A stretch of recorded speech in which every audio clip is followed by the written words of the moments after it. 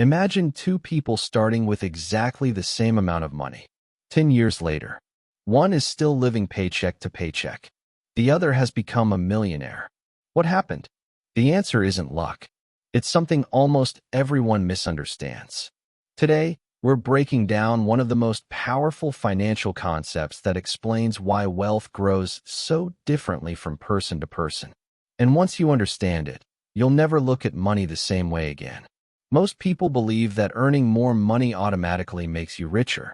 But that's only half the story. Imagine you earn $3,000 every month.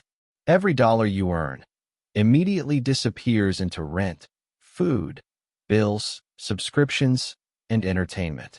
At the end of the month, your bank account is almost back to zero. You're working, but your money isn't. Now imagine another person earning exactly the same salary. Instead of spending every dollar, they invest just 20% each month. Those investments begin generating returns. Then those returns generate even more returns. This is called compound growth. It's like planting a tree that grows new trees, which then grow forests.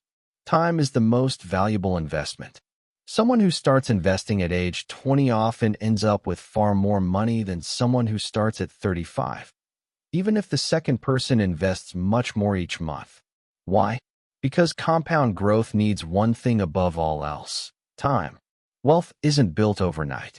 It's built through thousands of small decisions repeated over many years. The biggest difference between rich and poor isn't always income. It's what happens after payday. If you learned something new today, subscribe for more simple animations about money, investing, economics, and personal finance. See you in the next video.